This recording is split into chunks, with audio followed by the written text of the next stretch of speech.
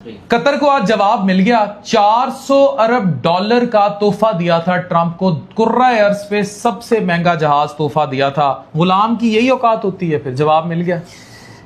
747 Boeing طیارہ, دنیا کا مہنگا ترین جہاز, مئی میں آپ دے رہے ہیں اور سپٹمبر میں کھلے کھا رہے ہیں.